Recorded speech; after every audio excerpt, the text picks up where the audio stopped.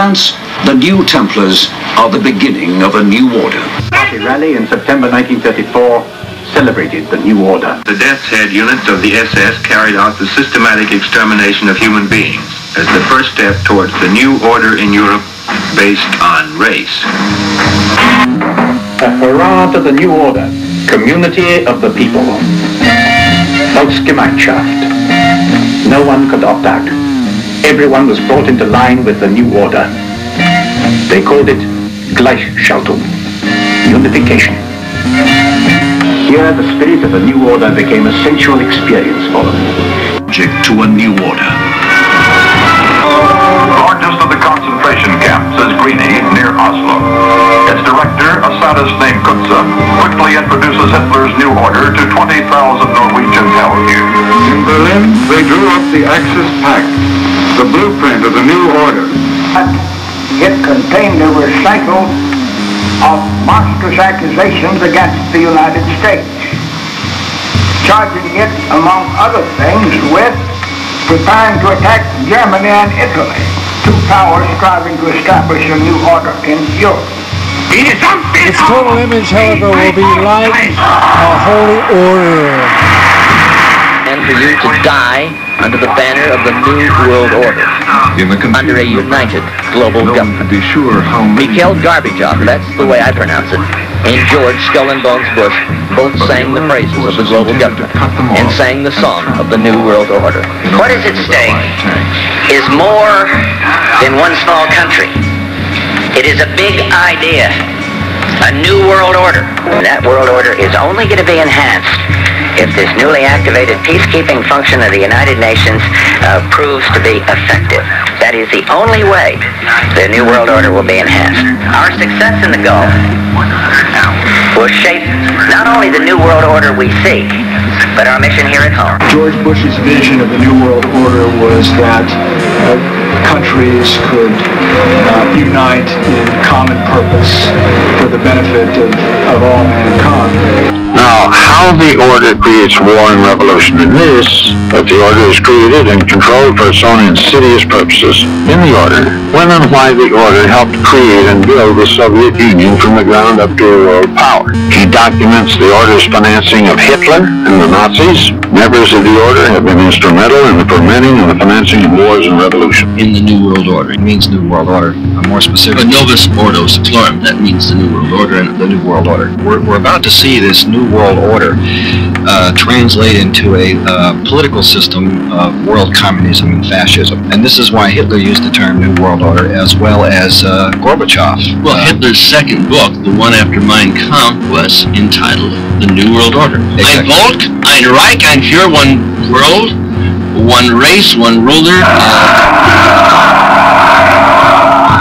Very few times has Clinton actually mentioned the term New World Order, but you know what he did the day after the inauguration on the front page of the Los Angeles Times, January 21?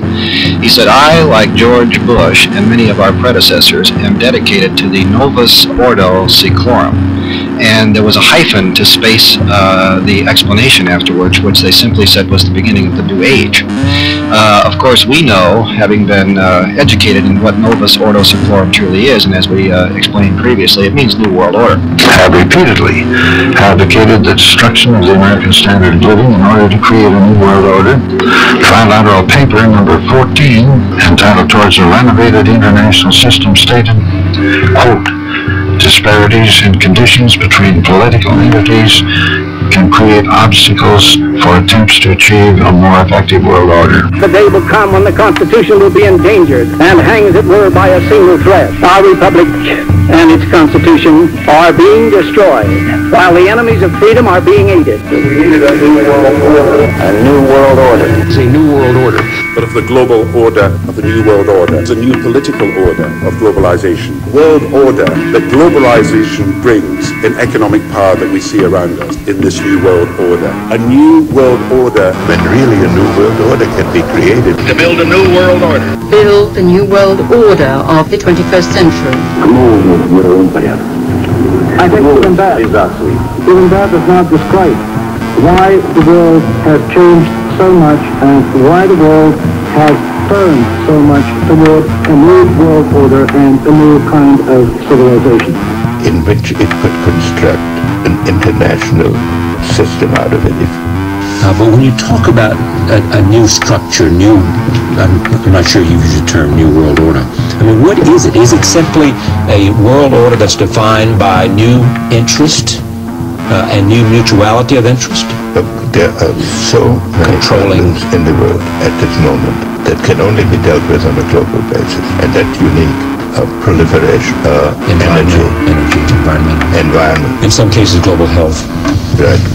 So all of these issues necessitate a global approach. So you don't have to invent an international order. And so every country has to mitigate its pure national interest by the global necessities. And I'm actually fairly hopeful that we will be moving in that direction. It seems to me the larger point you're making is that the economic crisis that is prevalent in the United States, in Europe, in Russia, and in China, India, offers an opportunity to make a case for something new rather than something old. Will be the emergence of a new international order. Really a new world order can be created. The way we're going to win over the long term is not just militarily. We've got to give them a stake in creating the kind of world order.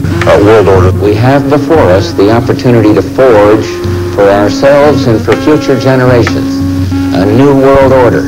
We have a real chance at this new world order, an order in which a credible United Nations can use its peacekeeping role to fulfill the promise and vision of the UN's founders.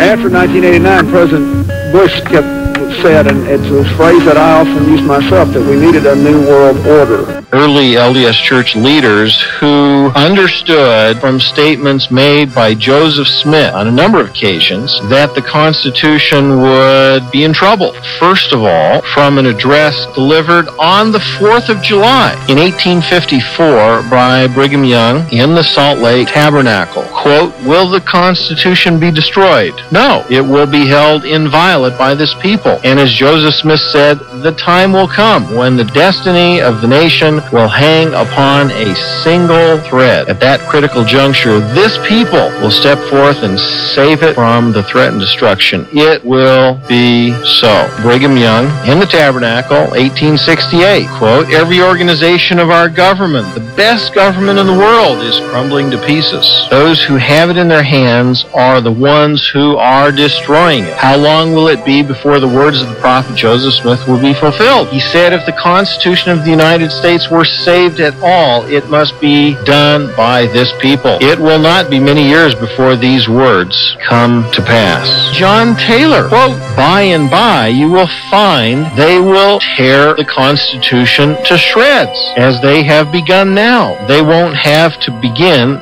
They have started long ago to rend the Constitution of our country in pieces, and in doing so, they are letting loose and encouraging a principle which will react upon themselves with terrible consequences. For if lawmakers and administrators can afford to trample upon justice, equity, and the Constitution of this country, they will find thousands and tens of thousands who are willing to follow in their wake in the demolition of the rights of man and the destruction of all principles of justice and the safeguards of the nation." Close quote. By Orson Hyde, 1858 in the Tabernacle, quote, "Now in relation to the Constitution of the United States, I want to speak a few words. There is a great deal of sacredness attached to the Constitution. It is said that Brother Joseph in his lifetime declared that the elders of this church should step forth at a particular time when the Constitution should be in danger and rescue it and save it. This may be so, but I do not recollect that he said exactly so. I believe he said something like this, that the time would come when the Constitution and the country would be in danger of an overthrow, and said he, if the Constitution be saved at all, it will be by the elders of this church." Close quote. What do you think?